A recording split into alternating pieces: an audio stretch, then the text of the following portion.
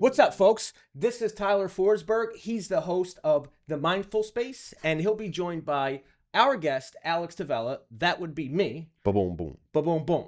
So, Alex, glad to have you. How you doing today? Great, man. Thank you for having me, Tyler. You're welcome. Glad to be here. Glad to be a part of the show. Yeah, awesome. Here we go. Thanks for showing up. You know, obviously, guys, looks a little light around here. Johnny decided not to show up, so thank God Alex did. Johnny's in New York. Johnny's doing work. Yeah, he's working. Yeah. He's working. Yeah, he's working. We couldn't have him today, but you know, we didn't want to deprive you guys of an episode, so we got Alex today. Alex is the man. I've known Alex a couple months now. You know, we've become friends over the last couple months. He's a really good guy. He has a really powerful story. He's been through the trenches multiple times, crawled his way out with bloody hands, and you know, we'll talk a little bit about that. You're probably gonna wonder why there's a chessboard here, right? Alex is an avid chess player. I think this might even be a custom built table that we were talking about a couple months ago, but it's not. You know, we decided to play a little bit of chess, maybe even tie it into you know, how chess and life have some similarities, and you know, it's going to be a good episode. I agree. I'm glad to be here. Yeah. John, thank you. Thank you for allowing me to fill in. All right. So what's going on? How do we start this? Do I go first? Do you go first? Okay, so we're going to start playing right away? We'll start. Well, I'm good with that. Yeah. No problem. No, white always starts first in a chess game. Always. Okay. And then what if I win the next game? Do you swap. still? Okay. So next game we swap. Because if by some strange circumstance I black out and you win, we swap pieces. Yeah. But anyway. So pretty much the moral of the story is if I win, you're high. That's a good gauge. That's a good gauge. But listen, let me say this. Let me say this. And sure, there's going to be some tie-in with chess and how I approach life, you know. But I am a intermediate chess player. Okay. Right? In the grand scheme of things. Yeah. I'm better than most uneducated chess players. And that kind of goes like anything else, right? You may have a natural talent at something or be able to do something naturally, right? But you're never going to be as good as someone who actually studies or takes part in, you know, like this, right? I have plenty of friends who were great football players, right? But none of us ever went and played organized sports, and you know, they were like the best, you know, in our neighborhood. But like, you know, we'd probably get beat by a bunch of 11-year-old Pop Warner kids because they actually study the game. So it's kind of the same thing for me for chess. But I think that is one thing that crosses over in life. You know, you can only get so far being, you know, uneducated at what you do. And it's the time you put in the practice that makes you better, whatever it is that you're doing. Yeah. It's like hard work beats talent. Absolutely. Yeah. Absolutely. Yeah. So with that, I'll start with D4. Anyway. D4. Let's see here. And all right, that's a terrible move, but it's okay. Was it? Well, it is. Yeah. We'll get to, I don't want to get too far into it, but you've kind of eliminated your knight being able to, you know, go anywhere on this side of the board because you put him on the corner. Knight on the rim is dim. But anyway. Knight on the rim is dim. Knight on the rim is dim. I'm going to take some of the center. But, right, cool. So, where would you know, I'm your guest. You're the host of this piece. Yeah. I'm just your trying guest. I'm trying to kind of get the layout, you know? Understand. Yeah. Understand. So, tell me a little bit about where you from? Originally born and raised South Philadelphia. Okay. Philly guy. Philly Go guy. Birds. Go Birds. You know, Beat me to it, man. That seems to be like the official greeting of Philadelphia residents. I would suggest you take the bishop. Across the world is Go Birds. Yeah. Always. So yeah, grew up in South Philly. Okay. Italian neighborhood. I'm a little older than most people think. I'm 42, right? So born in 82. Very much a product of my environment. You know, I had good parents, had a good family, but like a lot of kids just was infatuated with, you know, the older guys on the corner, right? The guys hanging out and wanted to emulate that guys. And that's what kind of my life became. And, you know, that's what led me to everything I thought that was great about that life is what led me to, you know, addiction and a whole lot of years of suffering. So now, when you were growing up, like the guys on the corner, were they using, or were you more saying like you were attracted to their lifestyle? So, it wasn't even really a lifestyle thing for me. Were they using? Not at first, right? But I went to Catholic grade school, and I did too. I remember when I was in 8th grade, the way the classroom was set up, right? The windows in the back of the classroom would literally look down on the park where everybody hung out at. So while it was kind of that thing. You're young and you see the older guys from the neighborhood, and growing up in an Italian neighborhood, South Philly, back then everybody knows everybody. Everybody's a lot of them are somebody's older brother, or as little kids we played in the park. They were the older guys we looked up to. Yeah. So a lot of my days would be spent with me and my friends in 8th grade, looking down to see they're playing half ball, playing sports. We're watching them from the 8th grade window. Yeah. And at some point it took a turn. At some point, I think, and not just in my neighborhood, but overall, and I don't know, maybe what we would call the opioid epidemic was a part of that. OxyContin and things like that. But at some point, it took a turn in life, and suddenly, the guys we looked up to, it was a weird thing. So like. Suddenly, the guys we looked up to became the guys that we looked down on because they became junkies. Yeah. And then we became those guys. You know what I mean? So it went full circle. Yeah. We looked up to them, then we looked down on them, then we became them. Wow. Yeah.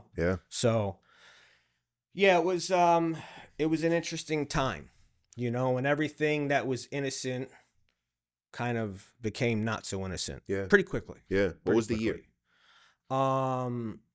For me, I'd say the year was probably 1999. Okay.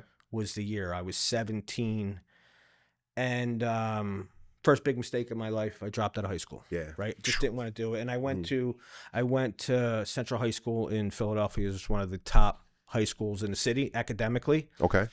But for me, the problem was I had too much leeway in high school. It wasn't grade school, Catholic school wasn't challenging enough for me. But and I believe this still, there's a certain discipline that you get. You went to Catholic school. Absolutely. So there's a certain discipline you get in Catholic school. Absolutely. Yeah. Right? So it wasn't really challenging for me academically, but there's a discipline. Now, when I went to high school, right, it was a public high school. Okay. You had to get in. It was a top academic high school, but they treated it like college. Like if you didn't go to school, nobody called your parents. Really? Yeah. You know what I mean? And, you just got to get your work done. Yeah. And if your work's good, You're good. Yeah. If it's not, well, then we're going to deal with you. Yeah. That was new to me. So it was like, what is this freedom? Yeah, because you came from such a structured environment. Right. But now I'm in a top academic school. So it's more challenging. Yeah. And I'm used to it being easy. So, and with the leeway to say, yeah, I'm just not going to school. And nobody called home. Yeah. And nobody was. That's wild. Very wild. Yeah. But that's how it was a preparatory for, listen, when you go to college, you ain't go to class, nobody's calling home. So that was the mindset behind it. So with those two things, I just didn't want to do it anymore. I was more concerned with leaving and going to hang out on the corner. I remember a lot of times I would leave for school. And there was a so I lived in a row house in South Philadelphia. You don't know what a row house is? You know what a row house is. I know what a row house is. Yeah. But so my basement window was right in front of my house, and what I would do is I would go down the basement in the morning, and I would put I had a pool stick. I would put my pool stick in the basement window, and I'd leave for school, put my school bag in the basement window, grab my pool stick, and there was a place, Willie Mosconi's Pool Hall. During the week, you could shoot all day for $6. Get out of here. That's cool. Cool. So I'd go there, shoot pool all day, mess around, come home at 3:00, put the pool stick back in my basement window. Grab the book bag. And I knew nobody was calling from school, nobody was doing anything. So It was, I don't know if, I guess freedom is the right word, or it actually better than freedom. It was responsibility, right? Because, a school not calling home and, not like basically being up your butt to get your work done and get to school. That's a responsibility that you're given. Right.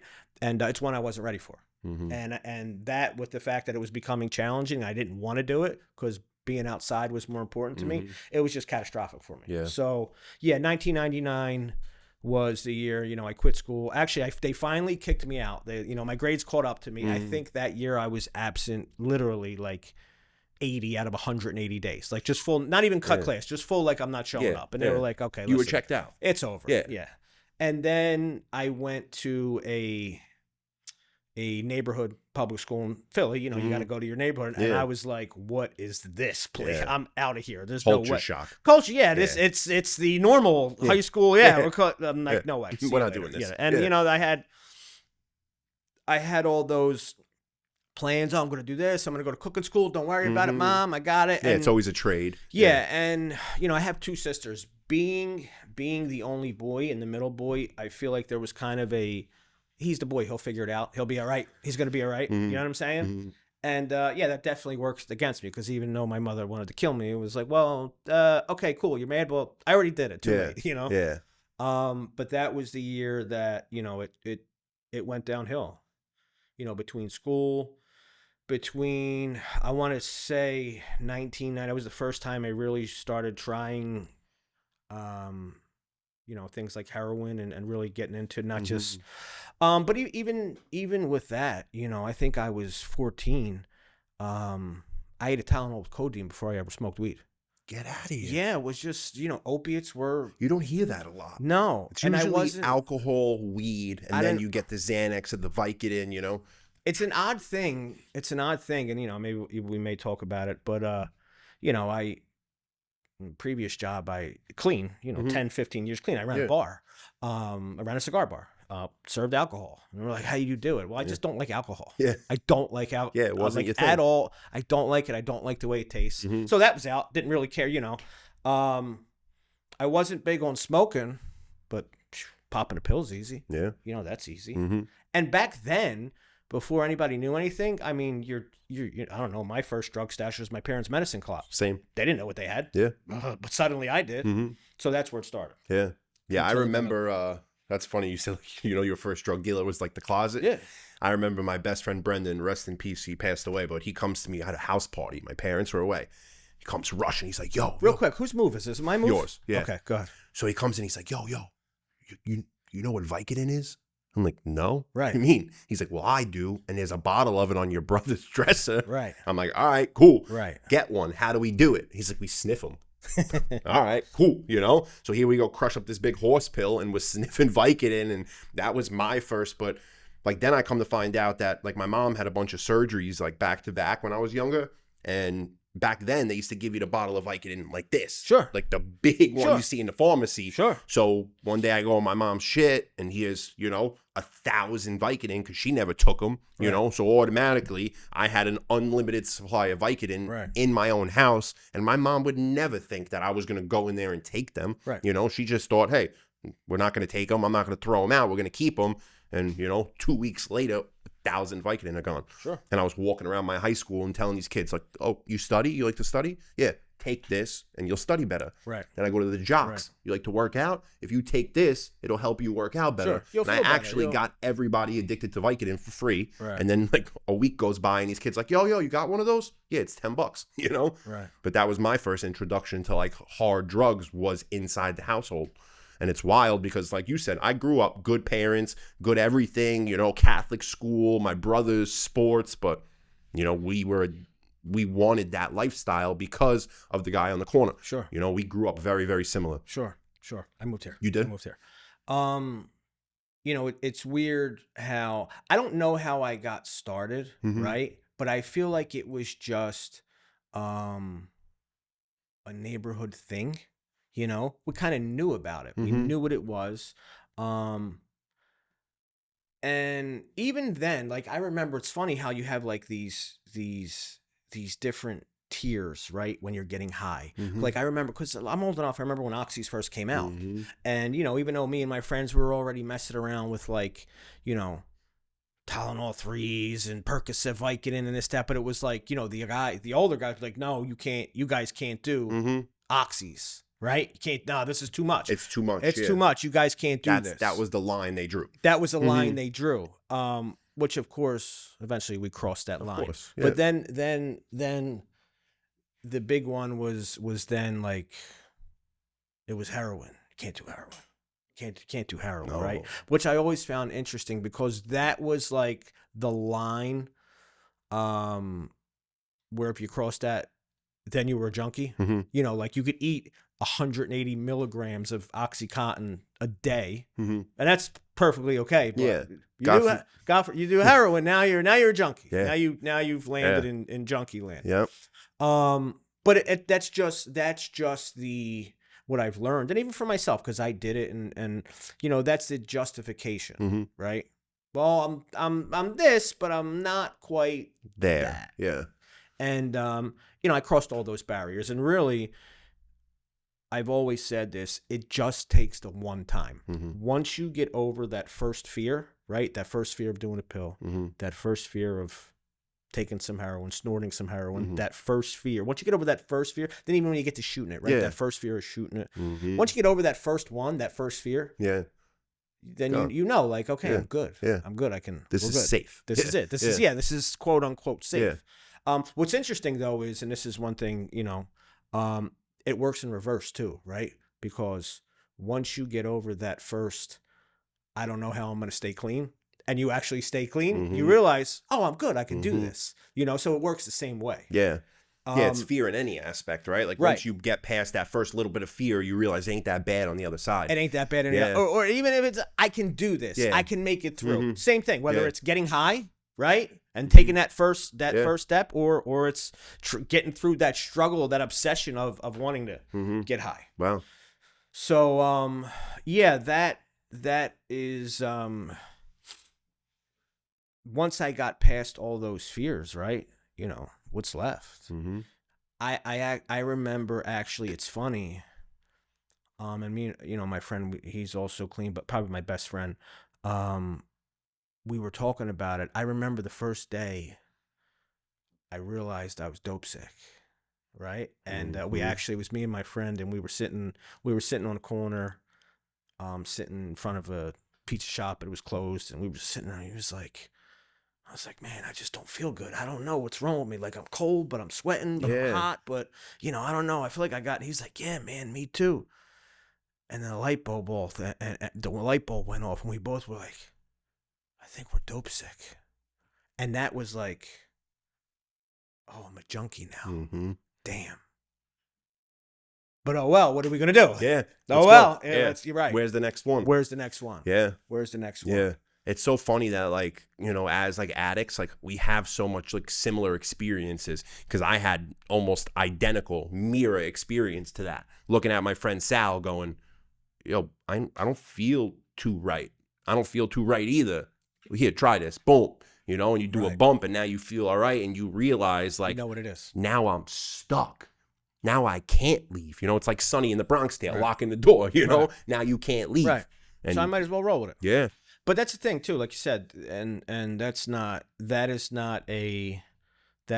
a New York experience. Mhm. It's not a Philadelphia experience. You know, some of the details may be a little different, Mhm. but for most of us, it's the story's the same, because the story isn't about, you know, the details of where it was or who it was with. It's really the story's in the feeling, Mhm. you know, and the feeling is the same. Mhm. And dope sick is dope sick, whether Mhm. you're in Kansas City or you're in the Bronx or Yeah. you're in Kensington, Philadelphia. Yeah. Dope sick is dope sick.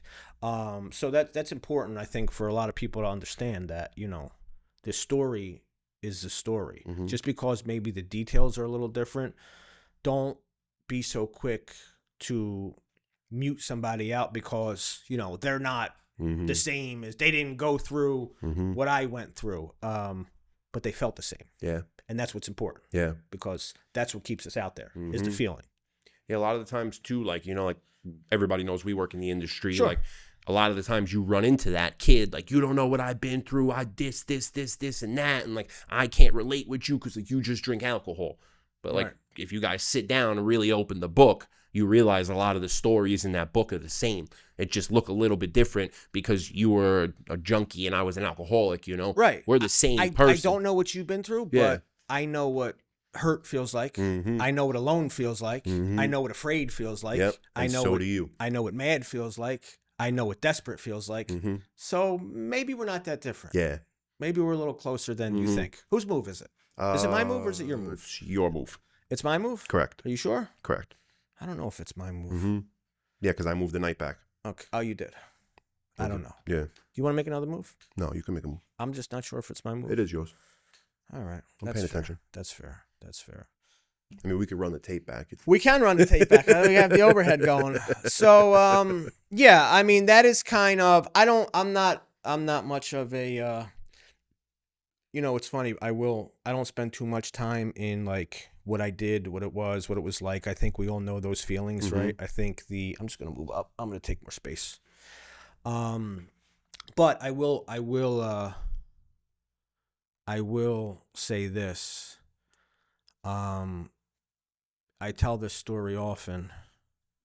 What drove, you know, people ask what drove me to get clean, right? Because I wasn't at my worst when I made the decision to get clean. If that makes sense. Like it's interesting. I feel like, you know, we talk about rock bottom a lot, right? And I'm gonna go check here while we're here. That's forced. You have to take that. I have to take this with this, right? Well, there's nothing else to take it with, and you're in check, yeah. Or you can move out of check, which is a terrible move. Because then I'm just gonna take your night. So, I wasn't what I would call, you know, when we think about rock bottom, right? We think about it as like your worst moment, right? And I don't really look at it that way. To me, because I wasn't at my worst when I finally made the decision to get clean, but I was at my bottom of, I'm done. Yeah. You know, it doesn't always necessarily, because there's times where there was really, you know, jail and things and living, you know, homeless on the run and all these things. It was like, why are you still doing this? Like, how are you not done? Yeah. But your bottom is that moment that you say, okay, I'm done. Yeah. So it's funny because for me, you know, like I said, you know, I grew up idolizing the older guys in the neighborhood, right? But go figure, it was I remember this story clearly. I was on the train. I was on the subway, right? Philadelphia. I was coming back from Kensington, North Philly. This guy could attack in corners, right? Yeah. Didn't you so, like, if I go here, you could attack me. No, attack who? No, this guy goes 2 and 1. But how does he attack? Same way. So, like... He can only attack in L's. Yeah, he attacks in L's. Right. I'm going to go check. So, I was on a train, right? I was coming back from North Philly, Kensington. You know, most people heard about Kensington, Philadelphia. It's everything. Kensington is everything you think it is, and that much more. But as I was switching over from the L to the subway to go back down South Philly, I remember this. I ran into a kid from the neighborhood, right? And the kid was he was one of those kids that he was from the neighborhood. We grew up with him. He was a little younger than me, but he was like kind of the nerdy kid. Okay. He wasn't really like one of us. You know, he was from our neighborhood, so I could say that, but you can't. No, he was our, you know. Yeah. You protected him. We protected him, right? Or so we thought, right? In our minds, so you know, we take care of him. And at this point, I'm 27 years old, and I remember him Oh, what's going on? I know he knows I'm getting high, but he has a respect for me as his old head or whatever you want to call it. And we're talking, and he's telling me about this, these properties him and his dad are, going partner on, and he's buying and I remember sitting there and I'm like, this is the nerd. This is the kid we picked on. Yeah. He's telling me about properties. Yeah. He's telling me about like what he's doing in his life. I'm 27. I have nothing. I have nothing. Yeah. I have zero friends, really. I have my friends, but like our at current moment, and I have a few friends that I still talk to from back home, not many, and I love them dearly, but at that current moment, our friendship was, how do we get high? And how do we continue to get high? And how do we get high some more? Yeah. That was the extent of our. So Yeah. essentially, I have no friends, right? Because we couldn't have a friendship because I didn't know how. You know what I mean? Yeah. I have zero assets. I have zero skills. Like my entire life is zero. And here's the kid. Now parallel that with the people that I looked up to, who now at this point, you're talking 2009, half of them are dead, right? Half of them are still strung out. I'm strung out with them. I'm getting high with them now. And here's the kid we picked on telling me about, how good life's going for him. And there was something about that moment that was a wake up moment. And I literally, his name's Dave, and I attributed him to me getting clean. Yeah. We got off the subway and I went to my friend who I know had come down here, been to Florida, been through like incentives and Boca House and whatnot. And I said to him, yo, what's up with that Florida thing, man? We're like, and that was it. That was it. Made plans. I got on a plane like a couple weeks. I actually was working, doing demolition. My father was always in a construction business and asbestos, and so he got me work, right? And I told him, I said, listen, I'm going to give you money every week when I get paid. I'm going to keep some because, I still gotta stay alive. Because I ain't ready to detox yet, but as soon as I have enough, this is what I need. I think it was like $750. As soon as I get it, I'm out of here. He was like, all right, let's do it. That was for your plane ticket? That was my plane ticket, and like I think it was like it was like $600 to the fees to get an incentive back then, and my plane ticket. And that was it. Once I got it, I was gone. I was out of here and I was not coming back. Yeah. And that's what happened. So, so crazy. Who knows? Had I not seen him on the subway, but there was something about that moment that I said, okay, it's time. It's time. And that's how it works. That's cool. That's really cool. Yeah. So the kid that, was, picked on, and it was actually the kid that gave me my life. He was your full circle moment. Yep. Wow. Damn, you're good, bro. Fun fact, actually, when you, in a real game, you don't actually announce check. A lot of people don't know that. Really? Yeah, you're not supposed to know. Oh, because it's like, yeah, I know. See, right. Yeah, like, okay. I might not have seen. Yeah, right. Because I don't know how to play. If you're playing in a tournament, like, they're not like check. Well, put that into life too, right? Right before you make a big move, you don't speak about it. Right. Right? Right. I like that. So, yeah, man. So that, it's so funny how yours, like, you're kind of like organized, Sure. Well, that comes from, it just comes from playing. Yeah. It just comes from the game better than I do. Sure. That's why I'm running. Comes from practice. So it's interesting though, just to, I guess to take it full circle as far as Florida. I had my first test in Florida, right? Because I feel like we all have that test. Absolutely. Like, but I had my first test pretty quickly. I remember I got down here, and look, I was basically still, I think I had some Suboxone, right? And I was staying in, and all right, I was kind of there when I got on a plane. But I'm not over the hump, but I'm not free and clear. But minute I got down here, listen, I had $50 in my pocket. I had a bag, and I'm like, I have enough to get in this halfway house. I'm good for like 2 weeks, right? Before I got to come up with rent, and I'm ready to go. Like I got to go. Yeah. I got to make it work. I got there. I'm like, okay, how do I get a job? What do I got to do? And I got a job. They kind of helped me out, and guys there. And I was actually, you've been in Florida a long time. I don't know if you've been in Florida long enough to remember selling diamond saw blades over the phone. But that's the first job I got. Call center, sell literally diamond saw blades. And first paycheck I got, check was like $300.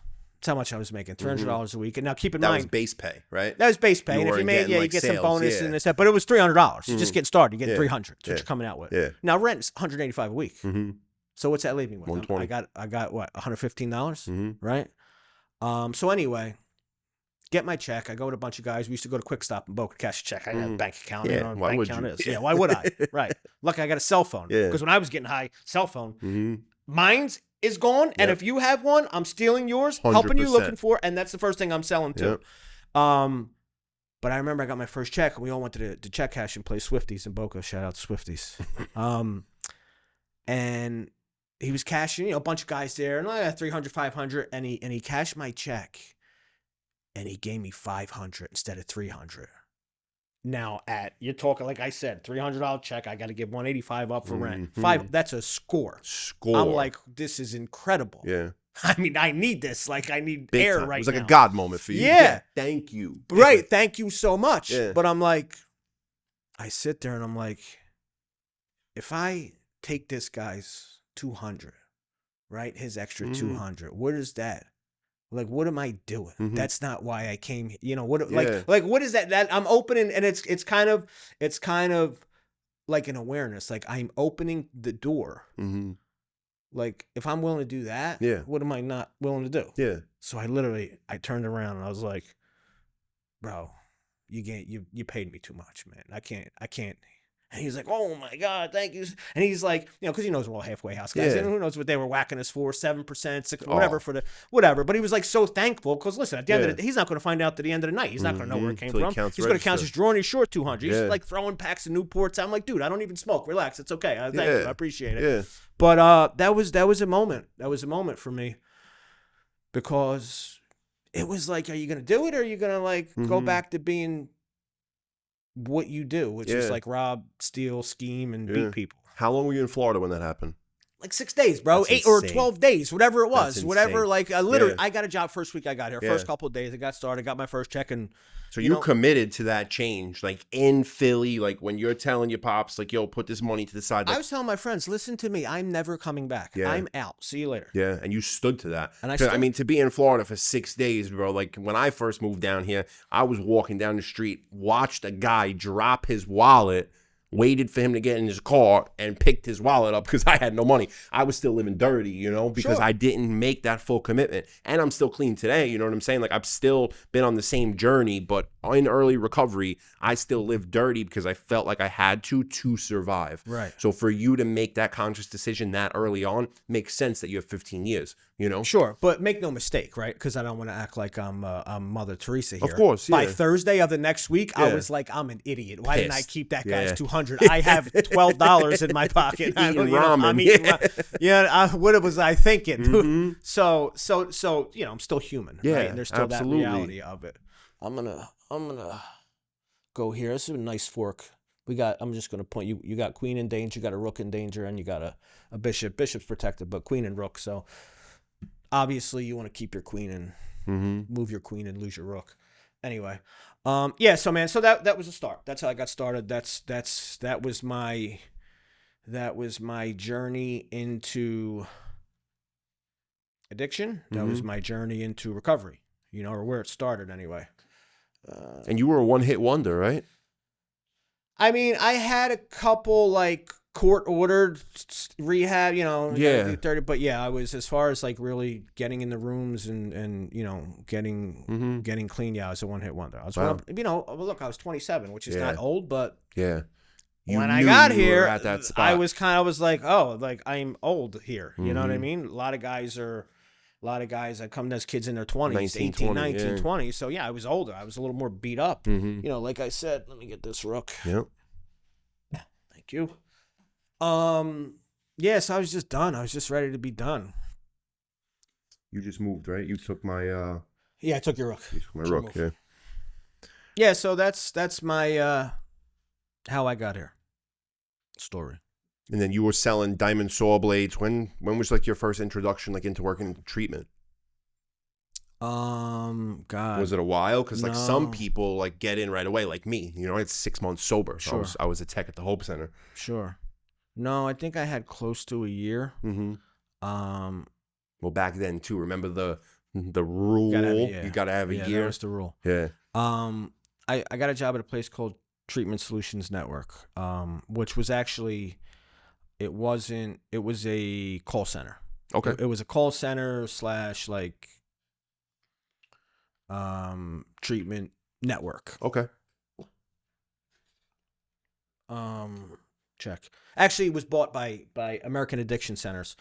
But that wasn't really, I mean, it was treatment, but I didn't see clients. I wasn't really in the mix of things. And then I got a job at Florida House. So that's where it really kind of started. And understanding treatment as treatment. You know, if the patients were actually treating, Treatment Solutions Network was more treating clients. Yeah. I mean, treating, phone calls ringing, placing them. We had different centers we worked with. Okay. Dot. It's like a call center kind of vibe. Yeah, call center, bro. Yeah. That's exactly what it was. It was one of the first ones. I was probably super close to the mic, but all right. Yeah, man. I can't attack backwards, right? Who can? Me. Yeah. Oh, no, you can't attack backwards, no. So that's how I got into treatment. And I did that for between Florida House, a couple other places. I did that for a long time. I did it for, I want to say 8 years. And back in 2000, God, when a lot of people that work here, I was getting in, I was getting out. But I want to say 2016 or 17, rather, 17. The place I was working for at the time was shutting down, right? And at that point, treatment, I worked in treatment long enough to see the change where it was like, oh, you work in treatment? Wow, that's amazing. That's interesting. To, oh, you work in treatment? Yeah. I was there long enough to see it go around. And you were getting that in the rooms, right? In That's the what you're rooms, talking anywhere. about. Yeah. I mean, even it was to the point, and look, you got to remember, you're talking about documentaries are coming. Even guys like I'm hanging out, sitting next to, oh, you work in treatment? They just watched the Kenny Chapman documentary or whoever it was. You know what I'm saying? So like the vibe changed. It wasn't like, oh, that's cool. You must, help people. And it's like, oh, you're a scam artist. Yeah. So I just kind of like, the place I was with was closing down, right? And it was ugly. And I'm not a big, I'm not a flashy guy. I wasn't one of those guys that, wasted my money away. Back then, here's a quotable for you. There was a lot of Gucci belts holding up Old Navy jeans back then. So I wasn't that guy. Still happening today. Right? Just not as bad. So I had a little bit of money. I could, I had my child. I already had my son. It was 2016. My son was a year old. My kid's mother was like not in the picture. Here I am, single dad. I'm 33 years old. Place just shut down. So I just took a break. It was actually, there was a hurricane coming, which like, I don't know what happened, but apparently we just don't get hurricanes in South Florida anymore. Contract ended. Well, from what I heard, it's because we've begun sacrificing humans to the bright line. Yeah. But I took a break. I went up to Philly for a little bit. And I was just like, I'm going to figure it out. Let me figure out what I want to do. I'm not in a rush. I don't necessarily, do I want to go back into treatment? Do I want to do this? What was the little bit? How long were you in Philly? I was there. So I don't remember what the hurricane's name was that never came. Yeah. So I was there for maybe like probably 3 months or whatever. Kind of like a little reset. Like a little reset. Yeah. I didn't know. I was working with my friend. I was doing construction work. And like, so I'm like, okay, I'm like, I could even stay here. Yeah. I don't know. And your son was only a year at the time, right? Yeah, my kid was a year. My good friend, that I ran the streets with, he has his life together, and his wife owns a daycare. And so like my kid went to, so I'm like, I don't know, maybe I'll stay in Philly. And, and I didn't know what to do, but I wasn't in a rush.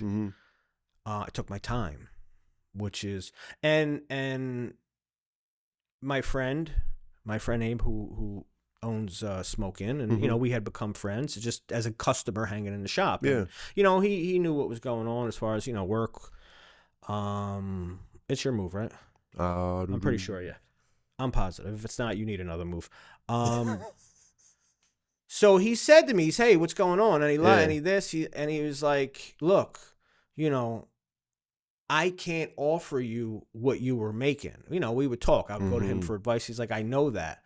But he was like, I need help with something, right? I'm rebranding a store in West Palm. We're talking a cigar bar. And I need help. I know this isn't a long-term thing for you, but if you give me 3 months, 6 months, I'll give you 3, help you get figured back out down here. And when you find something, and give me at least 3 months and part ways. So that's what I did. I said, you know what? Yeah, maybe it's not like the money that I'm used to, but we kind of get caught in that. Right? Absolutely. Because look, I made pretty good money in treatment. Everybody knows, look, this is a healthcare business, and we actually, we make a decent living here. But I also find a lot of people afraid that once they make a certain amount of money, right, and enjoy a certain type of lifestyle, even in crisis, they're afraid to make a change. Oh, I can't live off of, I was making, 100 plus, blah, blah, blah.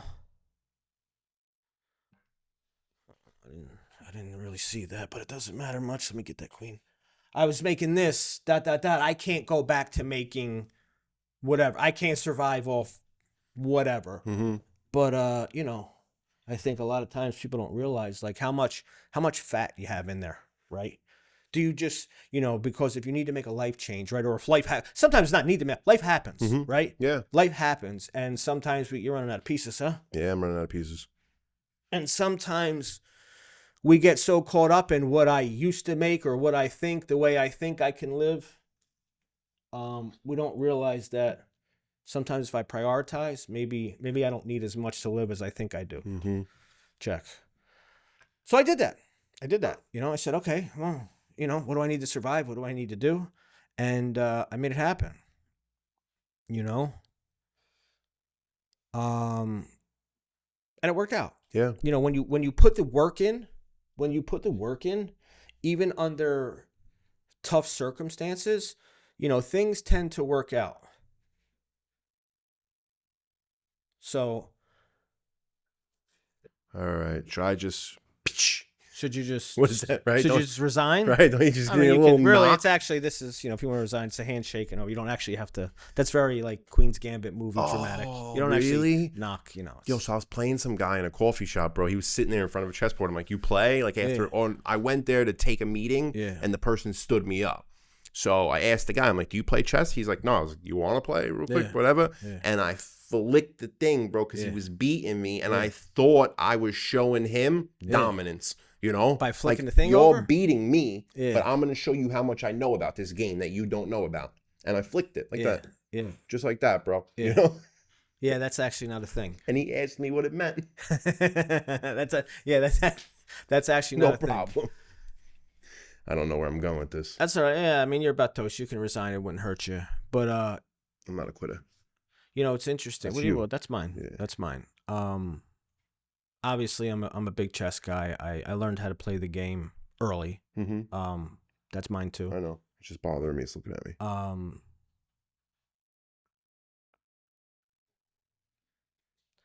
you just gonna give me that? I'll take that. But it's funny. Chess is actually probably the most frustrating thing that I do in life. Really? Most frustrating thing that I do in life. But I say that to say that I think everyone should find something frustrating, something challenging, and do it, right? Because it creates something in us.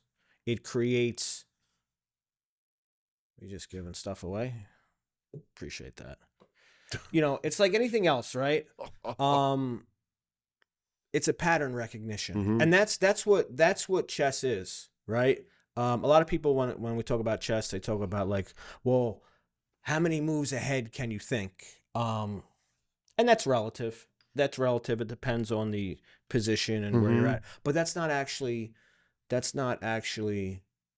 what chess is. Chess is a lot of pattern recognition, right?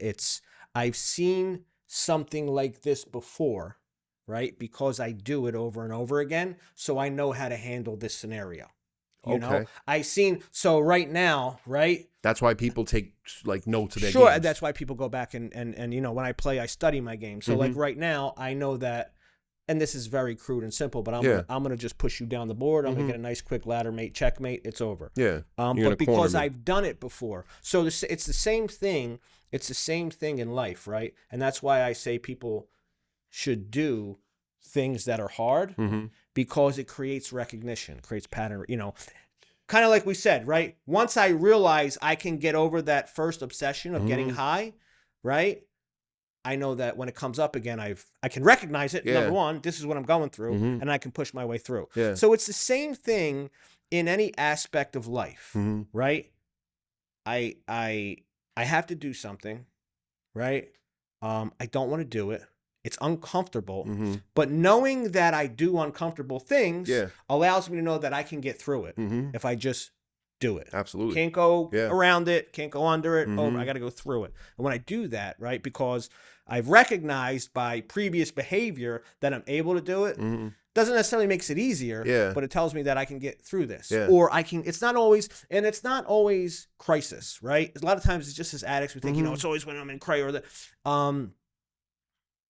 That's just kind of how life works. Sometimes we got to do things we don't want to do. You know, I have a paycheck I need every week to feed my kids and my family and pay my rent.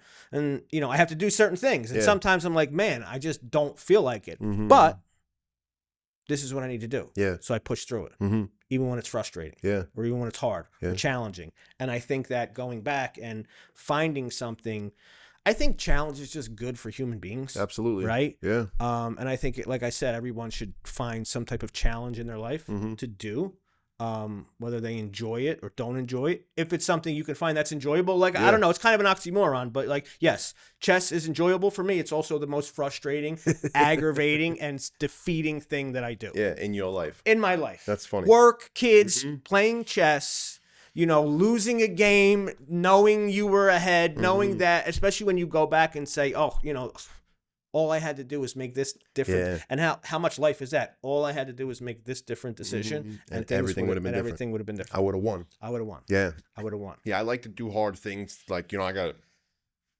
do hard things, bro. Sure. You know what I'm saying? Like, my whole life, my mom instilled that into my brain. Like, any letter she ever wrote me, all my birthday cards, bro, it's all signed. Do hard things, mom. Because if you do hard things now, life gets a little bit easier for you. You know, like, if you tackle the hard things now, they're not hard anymore. You know? So you train yourself to what's hard for you isn't hard for me. Why? Because I've been doing hard things my whole life. You know, and my mom always instilled that in me, bro, from a young age, and it helped me out, you know, especially in recovery. Sure. The reverse is also true though too. From nothing comes nothing, right? So if you're gonna do nothing, you can pretty much guarantee yourself that you're gonna get nothing out of it. So, every time. Right. Yeah. Right. No, I like that. And it's funny too. It's like that small world thing, you know, like I never heard nobody talk about hard things besides like me and my mom, you know? Sure. But like you know, have been living kind of by the same principle that I've been living by, just a little bit differently. You know, you don't have it tattooed on your chest, but you live by it. You know, it's cool. Sure. I love when things like that happen. So, you know, it's very easy to get complacent. It's easy to, you know, things are good. I can, you know, kind of take it easy. But the same way you get accustomed to doing hard things, you can very quickly get accustomed to things being easy. So when hard things happen, suddenly you're not prepared for it. You crumble. You crumble. Right. Because things have been so easy lately. And that's a lot of the times too, like the kids in the rooms, you know, like, and I try to tell people that are first getting sober, like, you got to jump in wholeheartedly. Because like, say you stay sober for 6 months, white knuckling it. You ain't doing steps in 6 months, you know? You ain't doing steps in 7 months. You got to do them right away. Why? Because that builds that foundation so that when a hard thing does come, your foundation don't crumble. Right. You know, you build houses on concrete, not styrofoam, for a reason. Right. You know, you Right. need that strong foundation. And like when you get into the rooms, or like you try to get sober in any way, you got to go 110% in the beginning, because if you don't, you will fail, you know? Yeah, that's important. That's important, you know, and whatever it is, right? And especially in recovery, though, like the longer you, it's funny. My mother used to say to me all the time, you know, tomorrow never comes with you. I'll clean my room tomorrow, and I'll do it tomorrow. Tomorrow never comes, right? Yeah. And we can easily get stuck in that loop, especially early on, because that's what our life was. I'll go to detox tomorrow. I'll get clean tomorrow. I'm going to call that case manager lady tomorrow. So if you start doing that in recovery, you're just going to do the same thing. Yeah, I'll start step. I'll find this. Yeah, tomorrow. Well, next week when I go to meeting. And next thing you know, like you said, it's 9 months later. Okay, maybe you manage to stay clean, right? Which is great, but you're still out of your mind, right? And there's a difference. There's a difference, and it's funny because you don't realize this until you have a little bit of time. But there's really a difference between being clean or sober or whatever you want to call it. I don't care. I don't get caught up in semantics of, you know, but being clean and sober and also being like not out of your mind is two different states. Completely. And it takes a lot longer to be not out of your mind than it does to get clean. Yeah. Right? But the longer I wait to fix things, the longer I'm going to stay out of my mind and the less chance I have of staying clean. Yeah. You know? Yeah. Yeah, because a lot of people say it's easy to get clean, but it's hard to stay clean. Sure. You know? Well, it's simple to get clean. Yeah. It's not always necessarily easy, but it's simple. All I gotta do is one thing. Just put it down. All I gotta do is not get high. Yep. It's the only thing I gotta do to purpose. If I don't get high, right, I can make everything else work, right? Or I can work at everything else. But if I continue to put it off, right? Putting it off is the behavior of an addict, right? I put my whole life off. For 27 years, I put my life off. Everything. Every day. Yeah. So putting it off makes the just don't get high harder as the days get by. Because putting it off is the behavior, right? It's the pattern that I'm used to. And I'm not creating new patterns. And that's the thing, right? And you know, I've heard this said a bunch of ways, but like, you know, replacing habits, or you got to fill the void with something else, whatever, however you want to define it. But, you know, the patterns that you're used to, you don't just get rid of those patterns and then like you're okay. They have to be replaced with new patterns. Yeah. And when you don't, you're just ticking, waiting, you know, to go off. And, you know, I think a lot of time that gets lost in not understanding what it is that you want out of life, not having a plan, right? Not having a understanding of not just what you want, but I think just as important is what is it that I'm not willing to lose, right? It's just as important as what do I want, right? Because it's easy sometimes to say like, oh, I'm content, I don't need, but okay, so then what are you not willing to lose, and what are you willing to do to keep it? You know, whether that's, I like that, and again, I like to look at that as, you know, in recovery, as a person with a family, as just a functioning human being, right? There's so much that spills out into real life. You know, a lot of the things we hear and say in the principles, you know, these are real life principles. They didn't start in recovery, right? They didn't start in NA or AA or a big book or basic text. They came from life, right? So it's applicable to our journey in recovery. It's applicable to your journey in your career, your journey as a parent, or whatever it is you're doing. These are life principles. They're not just recovery principles. You know, that's my point. That's my point. No, I like that a lot. And it's like, you know, the destination too, you have to struggle to get good things in life. You know, like something always has to be hard. Like my dad always talks about like the guy at the top of the mountain. He didn't just fucking show up there. He climbed that mountain. You know what I'm saying? Sure. And when you get to the top of that mountain, there's another bottom. You know, and you're just always these big, but everybody wants to enjoy the view. Sure. But nobody wants to, you know, burn all the energy to climb that mountain. And recovery is the same way. Like you gotta do hard work so you could get that nice view, you know? Well, there's an appreciation that comes with the investment, right? Yeah. It's much easier to not appreciate having something that was given to you. And there's there's nothing wrong with something being given to you, right? And I was never one to like, knock a kid who's got parents with money and they bought him a nice car when he got, okay, cool, good for him. He's doing better than me. I wasn't the jealous guy either. Yeah. You know what I'm saying? Yeah, good for him. Yeah. Right? He landed better. He got luckier in the gene pool than I did. You know what I'm saying? Yeah. But there is an appreciation when you're the one that made the investment to get there, right? And you protect it more because you don't know if you're gonna have the chance to get that back. Yeah. I remember this is while working in treatment. I was given a scholarship to CAP school, right? CAP, Certified Addiction Professional. I was given a scholarship. It was in Delray. Worst thing they ever did. Worst thing they ever did. It was a friend of mine, and I feel bad because it was like being in high school again. Yeah. Was that when they were doing it at a treatment center? It wasn't at a treatment center, but it was like a B-hop they kind had of an thing? office. It was I want to say it was like Destination Hope. No, I don't think it was Destination Hope, but it was CAP school. It was in Delray. But it was good. It was great. And I even knew a friend of mine was one of the teachers there.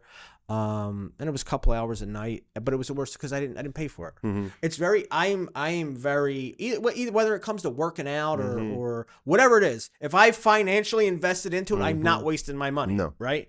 No, it was total waste. It was the worst waste of a scholarship. Like I feel bad. Like they should have gave it to somebody else. They should have gave it to somebody else. Or charged you. And especially at that point in my life, I was a single guy. I was like, I'm going to the casino. No, I'm not coming. I'm out of here. I'm out of here. Yeah. I'm leaving, or I'm not coming at all. Yeah. But because I didn't invest in it, right? I didn't, I should have just invested in the favor, the thank you, right? And I get that, but I understand that. So that was at least in that way, right? It wasn't really. It was a waste of a scholarship for them, but. How many friends have you tried to help get a scholarship for? It's a disaster. Every single time. It's almost a disaster. I've never had one friend that I got a scholarship for that was all right. Right. Oh, maybe one, but then it was on the back end, something. Embarrassed you, called your name out, yeah. telling the clinical director, I don't care, call Tyler, blah, blah, blah, talk to him, I'm not. Those happen to everybody but one. Right. Yeah, shout out Alley Boy. He was good. See? Yeah, that's what happens. There's a difference when it's your own investment, and we need to put that investment of time, effort, hard work into the things that we do. Yeah. I think just as human beings, it's easier for us to squander something that's been given to us because there was no hard work. There was no sweat, pain, that went into me acquiring it. Yeah, you didn't have no sweat equity in it. Sure. And that's what comes down to like the process, not the product too, right? Like if you fall in love with the process, the product will always come. Right. Like you got to fall in love with what gets you to that point, because then when you get there, you appreciate that because you loved what got you there. Sure. Right? Sure. Yeah, I like that. Now, what about, and this is going to be a weird question. I don't even know if you really have like an answer for this, right? So it's going to be a weird one that I don't think I've ever heard anybody ask. Do you think that there is preventative maintenance that you can do to a human being, right, that would prevent them from ending up in a place that we ended up in? You know what I'm saying? Like, like as a parent or a wife or, a significant other, is there anything that people can do to prevent their loved one from falling into addiction? Well, that's a hard question. It is a hard question, and I think it's an answer. My answer is that it is bigger than the individual, right? We're both cases in point, right? I can't blame my upbringing, right, for why I was getting high, right? Do we want to say that addiction is a disease? Okay, yeah, okay, no, I don't care. It's not. It's not something I'll spend time arguing or defending. What do you believe? I don't know. Maybe. I think so. Yeah. I think there's something there. Yeah. So my thing is, I think that I'm when I get high, I'm a pig, right? I'm an absolute pig. There's no wake up bags. I'm a pig, right? Other people do it and they do it like, I mean, if you could say like a normal person. Yeah. To whatever extent that is. To whatever extent that is, but they do it better than I do, right? I'm a bad drug addict. I'm Yeah. not good at doing drugs. Yeah, right? me too. So anyway, to answer the question, I don't know. I don't know if it's a disease or not. I think there is something there, but the behavior is more important, right? The behavior is more important than the disease, to me, right? Cancer's a disease, but if I don't smoke, I can probably help negate some of that. Absolutely. You know what I mean? Yeah. I can take preventative measures. But I think, so I don't know that there's a couple things, right? As a parent, and I think as people, it needs to be talked about more, right? I think there's a fear. There's a fear of like, especially if it's like your child. Like number one, there's, and I see it a lot. There's that crumbling of the American family and like no, it's not my family, right? So that's hard a lot of times for a parent to live. So I think there needs to be, and at that point I think we're there, right? Because at this point it's very hard to find someone that isn't an addict or knows an addict or has a family member isn't affected by it. Very hard to find someone. It's probably impossible, right? But I think the bigger issue is a societal issue, and it needs to be understood that it just ain't cool. It ain't cool to get high. And I think we have an issue there with whether it's between music, between movies, TV, just the... It's glorified. It's glorified. And that makes it hard because when I was a kid, it was cool to get high, right? It was... really cool to get high. Yeah, it was cool. Yeah. Not to be a junkie, but to get high. Yeah. Right? And it's still kind of there, and that's the problem. So that's the fight, right? Because that's what translates to a kid to get young. It's cool. If it's cool, I'm kind of into it. Yeah. Even though my parents told me this, that, da-da-da-da. Yeah. It's cool. So, I want to... Yeah, it was like the music we listened to, right? Me and glorified. You, college, prep, Absolutely. Catholic school, and like, I want to sell crack. Right. Like I wanted to sell crack because Jadakiss and Styles P talked about selling crack, So even maybe that, right? Like try to limit like the outside world to a certain extent, but even today's day and age, you can't. You could 5-year-old kid with a laptop, like even it does, because again, my friend, your kid's friend, your kid's gonna go to school. I mean, whatever the case is. So I think it's a societal issue. If you want to answer that question, is a real change in the mindset of society. Outside of that, I don't know. Yeah, I don't know.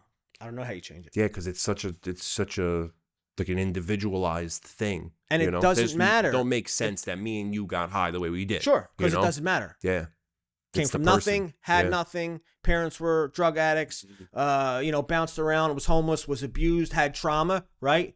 We know people that have struggled with addiction due to that. Right? But then we also know nice household, rich, father's a lawyer, middle class, mother and father married for 50 years, good family. Bad drug addict, right? Yeah. Wound up in the same pool. So to me, a big part of it is a societal issue that, society has there's something glorious about the danger of doing drugs and getting high, and especially and look, I get it, part of it is the escape of reality, but why do we want to escape reality? Somewhere in there that means you don't like yourself. You don't like yourself somewhere, right? But we're just too young to figure that out. I just thought it was cool to get high. Well, why? If I liked myself better clean, I wouldn't have got high. So even like just for families, like teaching self-love at a young age, right? Like my family didn't teach me that I needed to love myself at a young age. Like they thought it was just normal that I was supposed to do that, right? So maybe talking about it more. Sure, and that's the thing, it's look. My father says I love you more now to me. He's 75 and we're adults, than he ever did as I was a kid. The guy was just raised old school, my dad's the same way. I knew my father loved me. I never had daddy like, I wish I could, Same. But it just, these are things that it was like, we don't talk about drugs. I'm not gonna, I never had a conversation about the birds and the bees. I never had a, conversation, it wasn't normal for my father to tell me I love you. It was my dad, But because your grandfather probably 'cause we're didn't show hardened emotion. men. Right. Yeah. Right. Yeah. Right. My father said that to me. Like, my dad never taught me how to have an emotional conversation with another man. Like, so I wasn't able to give that to you. Sure. And me and my brothers talk about it too. Like, we didn't grow up in a household where my dad's lovey-dovey fucking hug. My dad was a military, stern, go to work every day. Sure, my father worked 6 days a week. Yeah. He was gone most of the time. Yeah, my dad was a union guy, Not that he wasn't in the household, but the guy was working. Sometimes he'd come home, hang out, have dinner. All right, I'm going to go back to work. I'm going to go get some overtime shit. Yeah, my dad was the same way. So I don't know the answer to that. But I think part of it is the culture. Yeah. The culture that we live in. Yeah, because we've realized through studies that it doesn't have nothing to do with how you grew up and nothing. You can meet one person that could throw you into full-blown drug addiction. Sure. It's really just about circumstances at that point.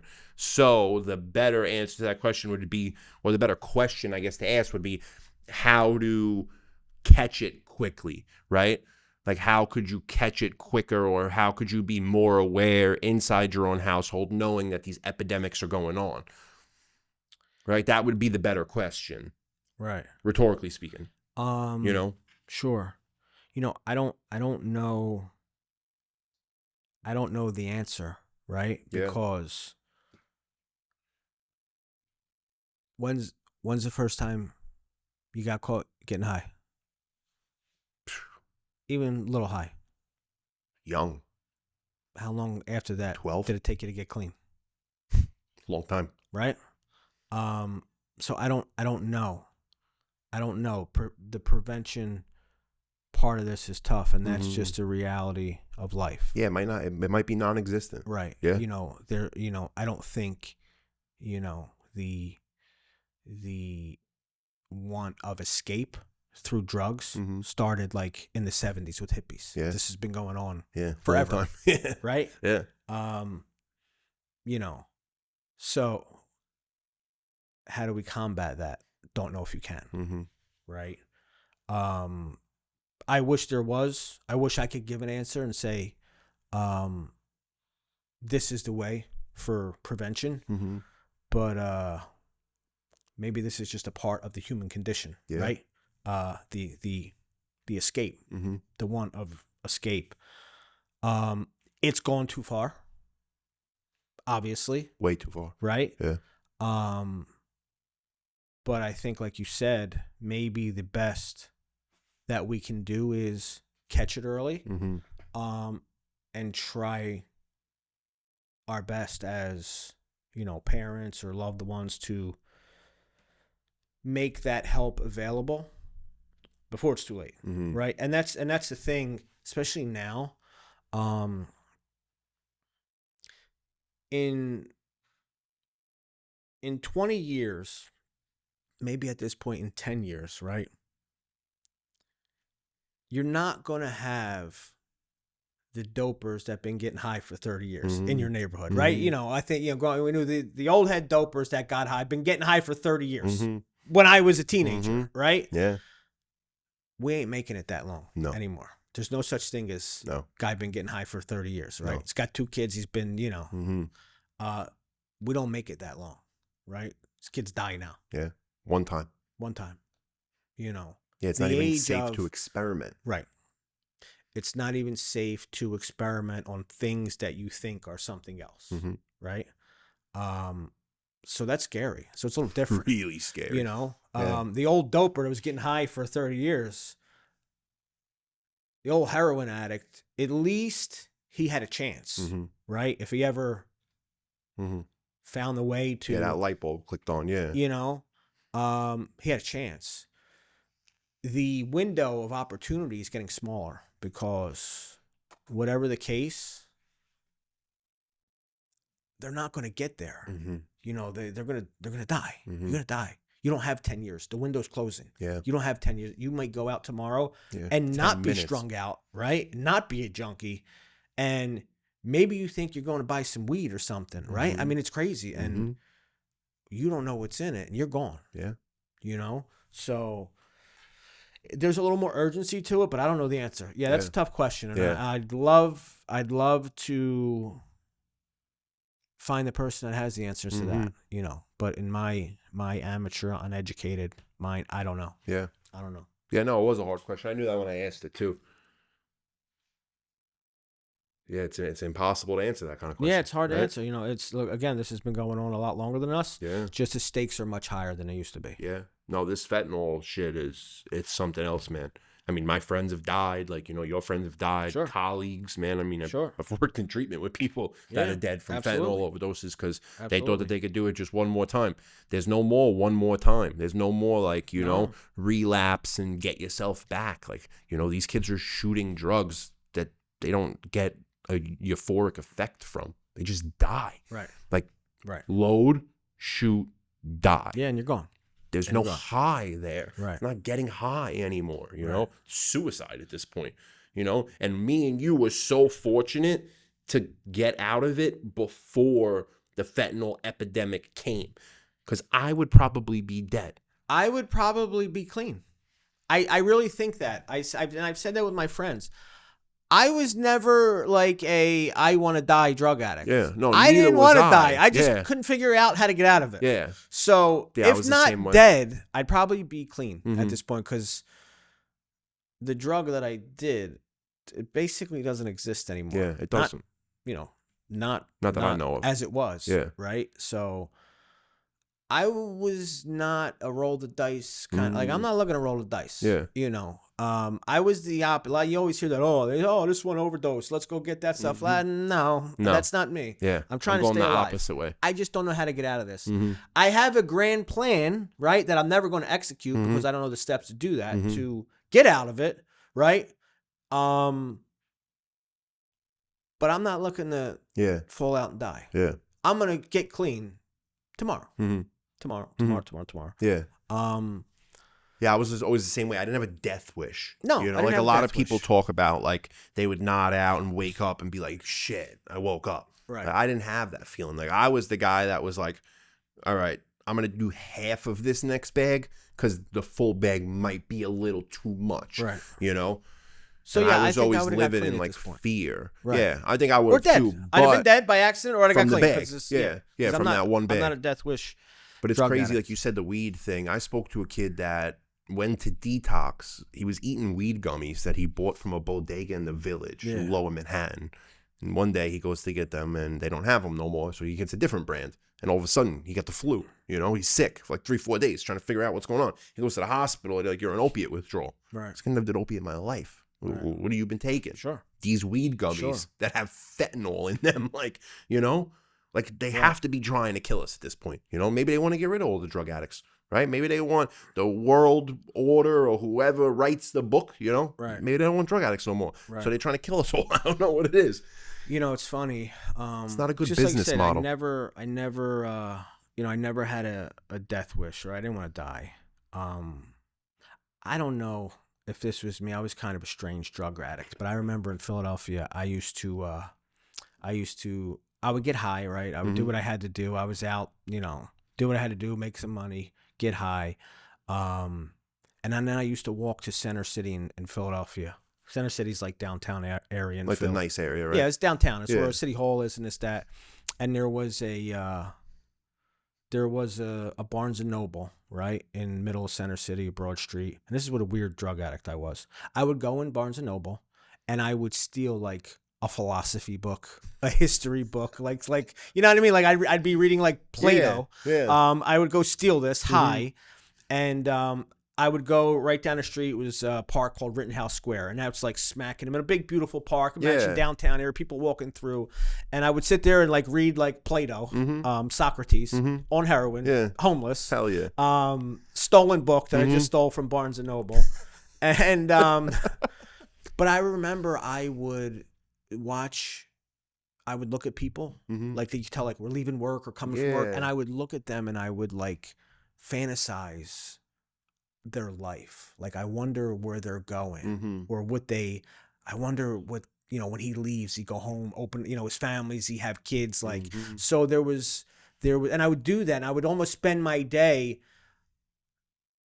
living in my conceived world Mm-hmm. that I created for them of Mhm. what like regular life looks Yeah. like. Because I don't know what regular life Yeah. looks like. My life is Mm-hmm. the consumption of drugs and the pursuit of drugs, Yeah. right?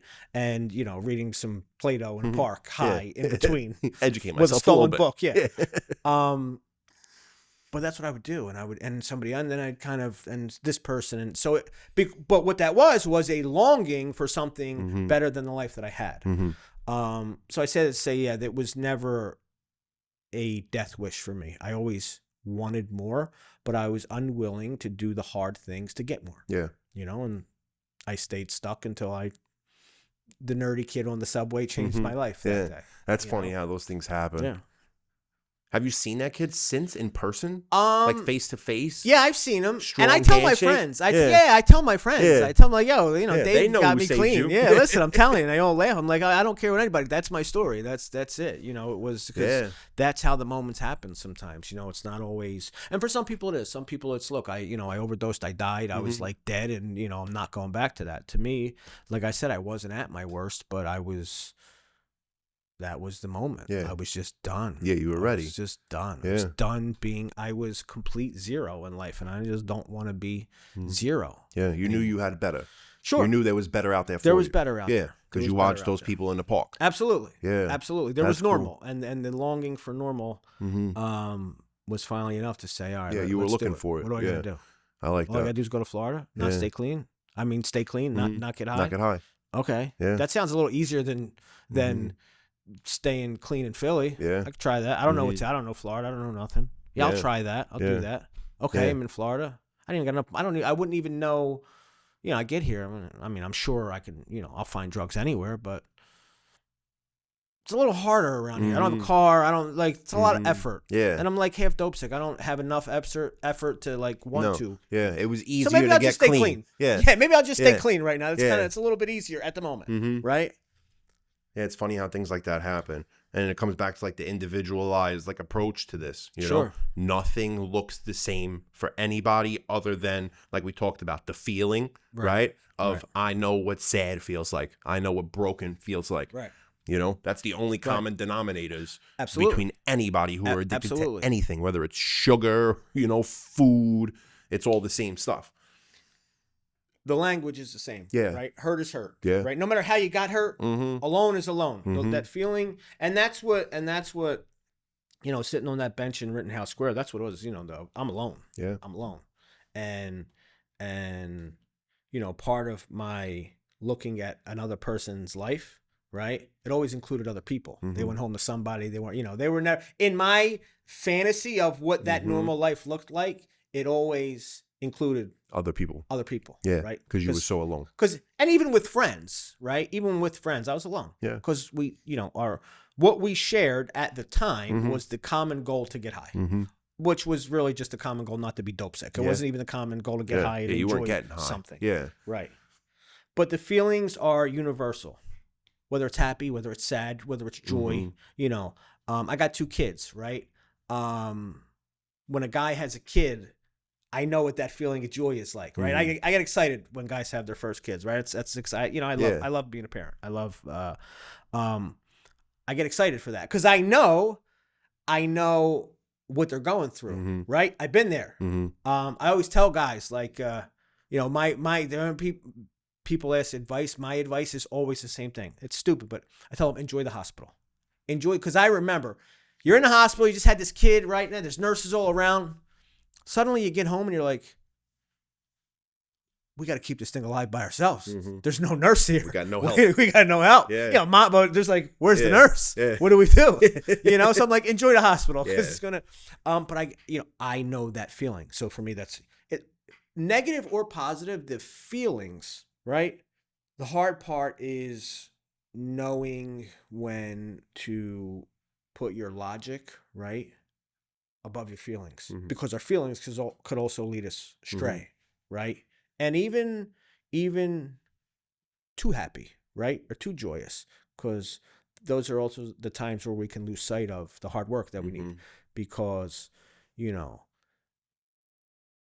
joy and happiness, right, to me is a product of work, right? especially when we're talking, the feeling of pride and accomplishment, right? So I had to, I did something, right? I graduated something. I got a degree. I excelled at my job. I got a promotion. I made this cool ring that I did, I finally crossed, 1400 rating level in chess, right? There's a joy there. The joy came from the work that I put in, right? Yeah, it's the process. It's the process. But it's very easy to get so focused on the joy that we lose sight of the fact that it took hard work to get there, and that's when we get complacent, And that's when we fall. Right. Yeah. Right. That was powerful. Maybe. Hopefully. Yeah. Yeah. Sometimes you do things like that, right? Sometimes it's just learned experience. Yeah. Yeah. Well, that's all we can really base ourselves off of, like, when we get clean, like, a textbook really ain't helping you. Right. It's all based on personal experience. Right. And even go back to the big book or the basic text, it's a book of somebody's personal experience. Right. That's how we stay clean. Community, personal experience, and, like, trying to learn from the mistakes of others so you don't have to make them yourself. Sure. And losing chess games. Well, it's your move, actually, and I would hate to finish an episode without you finishing the game. Yeah, let's do this. There you go. You can't move there because that's an illegal move. You'd be in check. Really? Yeah. You see the rook? Yeah. I was trying to let you win. No. You can't let me win. It's inevitable at this point. Yeah. So we're gonna go here. A little check. I mean, we can't start the episode with the game and not finish the game. Okay. So you're gonna have to. You're forced backwards to the 8th rank. Right. So we're gonna have to do a little slide down here. Okay. Okay, it's your move, obviously. And then I'm going to run. And that's it. That's me. There we go. I can't get out of this? You cannot get out of that. For 8th rank is protected. 7th rank is protected. That's checkmate. Good game. Good episode. No, that was cool. I like the prop. What's up with this?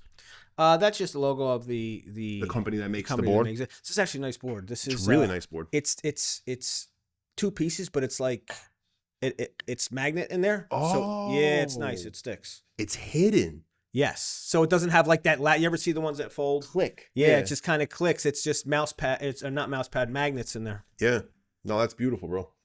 Well, listen, thank you for coming. I think our time slot is a little bit up right now, but I appreciate you coming. Thank you for coming and doing this. It's really important to us, and it's important to Johnny, who's not here today, but it's all right. No, I appreciate it. We'll let him hear that later. And I actually appreciate you pretending that like I'm not a part of this in the background. I would have been here even if I was behind the camera, but thank you for inviting me.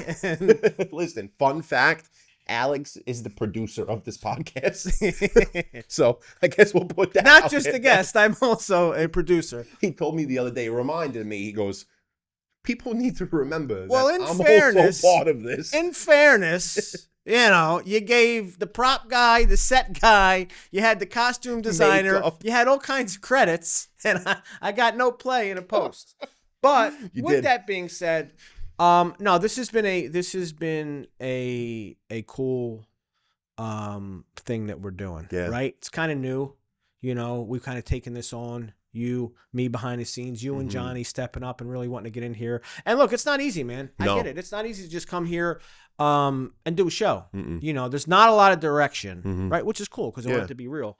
But that's why I would say, especially, if you're watching, right? If you're watching and you enjoy this, leave a comment, give us a follow, leave a comment, because it's your comments that are going to help us say, hey, that, maybe we should do an episode on this or that. If there's something you want us to talk about, and we're just regular folks here.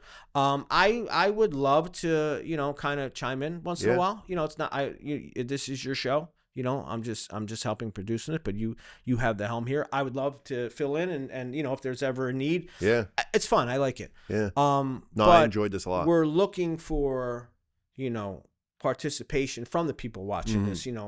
We want to know what you want to hear about, right? What topics are important to you? Keep in mind, we're not professionals, right? I'm not a doctor. I have no degrees. Tyler, without a doubt, has no degrees. But that's what it's about, just regular people helping regular people, and help isn't always in advice. Sometimes it's just in a laugh, right? Or just to get away for an hour, listen to two guys ramble. Absolutely. So, you know, all that good podcast stuff. Leave a comment, leave a like, give us a share, 5-star rating. Yeah. It all helps get the message out there. Join our community, the Mindful Movement on Facebook. Just go to Facebook, go to groups, search the Mindful Movement. That'll get you there. Join. 2 quick questions will get you in. It's a private community. You know, we want to grow the movement. Yeah. You know, this is it's something we're passionate about. It's something we have we have the ability to do, right? Not everybody gets the opportunity to say, hey, look, we have a stellar video and social media team, and we got this great studio, and why don't you guys just do a podcast? Like, okay, cool. Well, you know, not everybody has that opportunity. Yeah. So no, it was a huge opportunity. Absolutely. So let's make the best of it. Like Alex said, you have a question, you have something that you want us to dive deeper into, or maybe you have an unbelievable story that you think would benefit other people. Reach out to me, you know, we'll get you on the show. You know, if you have a great story and you want to come on the show and you want to express, you know, how you got sober or what helps you, and you think that you might be a little different, you know, and you might have got clean a different way than everybody else, reach out to me. I'd love to have you on the show.